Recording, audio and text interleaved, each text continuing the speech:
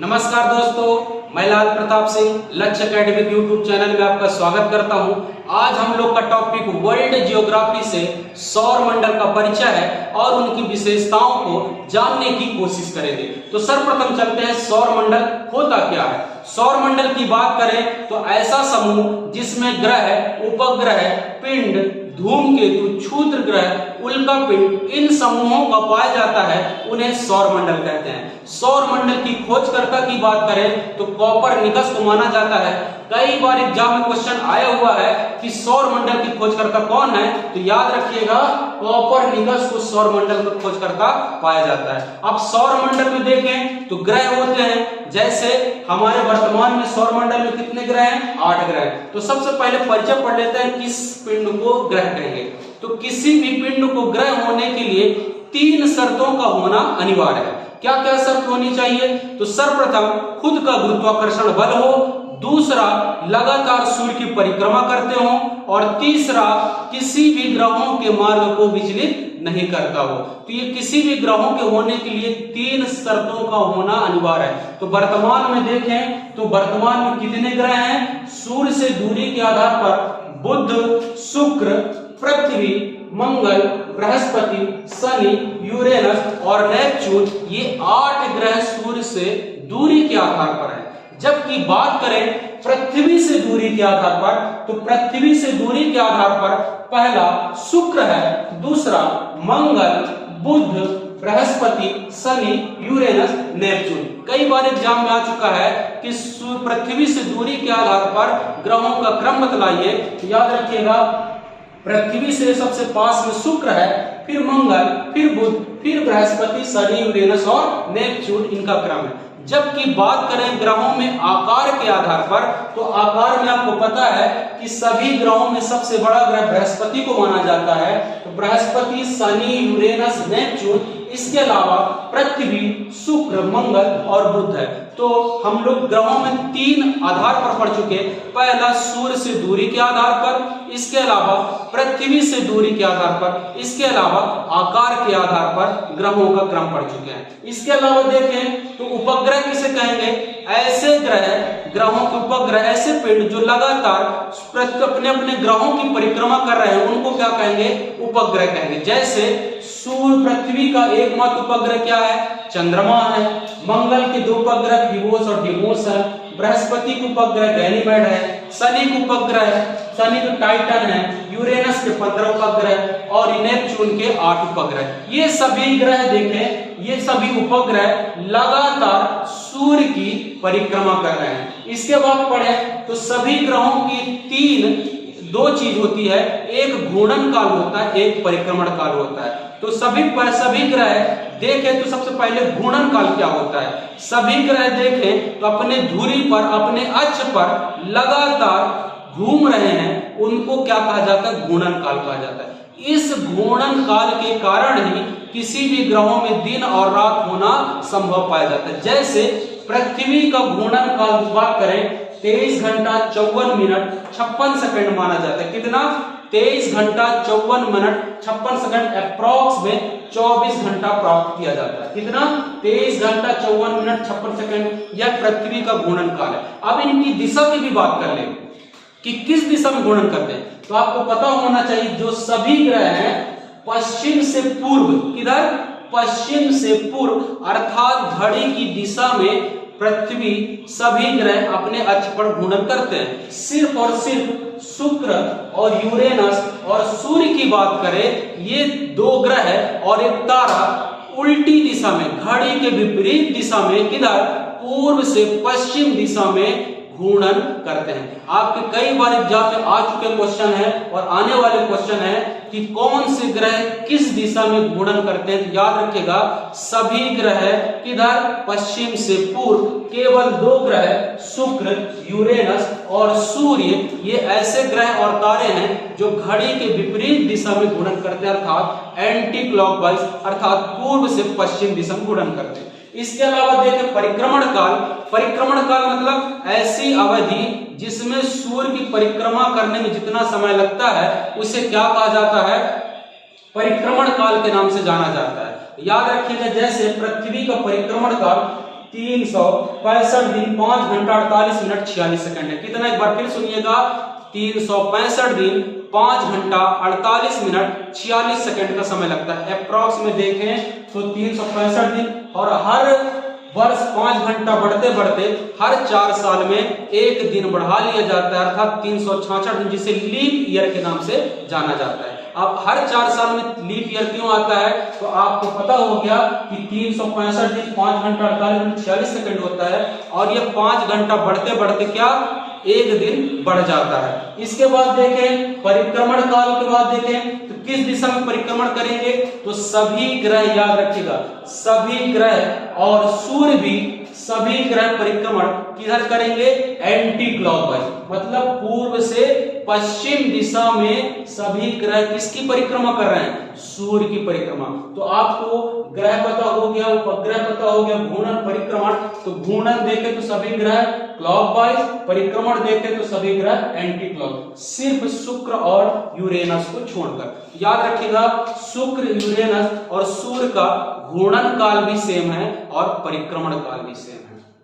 ठीक है, इसके बाद हम लोग आते हैं ग्रहों का परिचय में। तो हम सबसे पहले पता है कि सभी ग्रह किसकी परिक्रमा कर रहे हैं, सूर्य की परिक्रमा कर रहे हैं। सूर्य से दूरी के आधार पर हम लोग पढ़ चुके हैं, सूर्य के सबसे नजदीक ग्रह कौन सा है, बुध है। बुध की परिचय पढ़ लेते हैं। तो बुध देखें सूर्य से दूरी के आधार पर पहले नंबर का ग्रह है, और सूर्य का कोई भी उपग्रह नहीं है, कोई भी उपग्रह नहीं है। इसके अलावा देखें यह सूर्य की परिक्रमा कितने दिनों में, 88 दिनों में पूरा कर लेता है। इसके अलावा बुध का परिचय देखें तो दैनिक तापांतर वाला ग्रह है, मतलब जल्दी गर्म और जल्दी ठंडा होता है। इसके अलावा चुंबकीय क्षेत्रफल वाला ग्रह है। इसके अलावा देखें बुध के अध्ययन हेतु मैरिनर 10 नामक यान भेजा गया था, मैरिनर 10 नामक यान भेजा गया था। तो ये तो हो गया बुध का परिचय। इसके बाद देखें सूर्य से दूरी के आधार पर शुक्र ग्रह है, जिसको वीनस कहा जाता है। देखें तो शुक्र का भी कोई उपग्रह नहीं है। इसके अलावा यह 225 दिनों में सूर्य की परिक्रमा कर लेता है। और सर्वाधिक एग्जामों में पूछे जाने वाला क्वेश्चन कि शुक्र को देखें तो सबसे चमकीला ग्रह है, भोर का तारा, सांझ का तारा एवं आकार में पृथ्वी के बराबर होने के कारण इसे पृथ्वी की जुड़वा भगनी के नाम से भी जाना जाता है। याद रखिएगा, सबसे चमकीला ग्रह है, भोर का तारा, सांझ का तारा एवं आकार में पृथ्वी के बराबर होने के कारण इसे पृथ्वी की जुड़वा भगनी के नाम से भी जाना जाता है। किसको, शुक्र अर्थात वीनस का। और इसकी विशेषता एक और बता चुका हूं कि इसका घूर्णन और परिक्रमण हमेशा घड़ी की विपरीत दिशा में अर्थात एंटी क्लॉकवाइज है। तो हम लोग 2 ग्रह को जानकारी प्राप्त कर चुके, उनकी विशेषताओं को पढ़ चुके। इसके बाद तीसरे नंबर का ग्रह आता है पृथ्वी अर्थात अर्थ, जिसमें हम रहते हैं। तो पृथ्वी की बात करें तो पृथ्वी का एकमात्र उपग्रह है क्या, चंद्रमा। देखें तो चंद्रमा इसका एकमात्र उपग्रह है, जबकि पृथ्वी सूर्य की परिक्रमा अभी बता चुका हूं 365 दिन 5 घंटा 48 मिनट 46 सेकंड का समय लेता है, जबकि घूर्णन में 23 घंटा 54 मिनट और 56 सेकंड का समय लगता है। इसके अलावा पृथ्वी की बात करें, पृथ्वी का सबसे ऊंचा स्थान माउंट एवरेस्ट है, और पृथ्वी का सबसे गहरा स्थान मेरियाना गर्त या चैलेंजर गर्त है, जो कि प्रशांत महासागर में फिलीपींस में पाया गया है। इसके अलावा पृथ्वी की बात करें तो पृथ्वी पर 21 जून को दिन बड़ा उत्तरी गोलार्ध में और 22 दिसंबर को दिन बड़ा दक्षिणी गोलार्ध में होता है। याद रखिए, कई बार एग्जाम पूछता है कि 21 जून को पृथ्वी के उत्तरी गोलार्ध में दिन बड़ा होता है और 22 दिसंबर को दक्षिणी गोलार्ध में दिन बड़ा होता है। अब छोटा की बात करें तो 21 जून को जब उत्तरी गोलार्ध में दिन बड़ा होगा तो 21 जून को दक्षिणी गोलार्ध में दिन छोटा होगा, जबकि 22 दिसंबर को दक्षिणी गोलार्ध में दिन बड़ा होगा तो 22 दिसंबर को उत्तरी गोलार्ध में दिन छोटा होगा। अब आपको पता है पृथ्वी में भारत कौन से रेखा में है, कर्क रेखा में, अर्थात कौन से गोलार्ध में है, तो उत्तरी गोलार्ध में है। इसलिए 21 जून को भारत पर दिन बड़ा और 22 दिसंबर को दिन छोटा होता है। इसके अलावा देखें तो ये पृथ्वी हो गया। पृथ्वी के बाद देखें चौथे नंबर का ग्रह मंगल है। पृथ्वी के बाद पूरे सौर मंडल की बात करें तो एकमात्र ग्रह जिसमें जीवन की संभावना पाई गई, वो कौन सा ग्रह है? मंगल। इसके देखें तो दो उपग्रह हैं। कितने उपग्रह हैं? दो उपग्रह है, फिबोस और डिमोस। कौन कौन सा?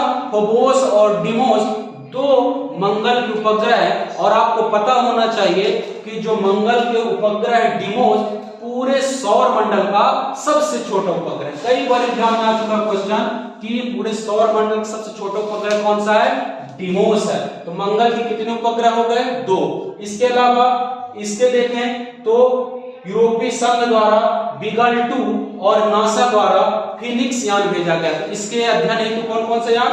बीगल 2 और फिनिक्स यान भेजा गया था। इसके अलावा आपको पता होगा कि भारत ने भी इसके अध्ययन हेतु मिशन मंगलयान भेजा गया था।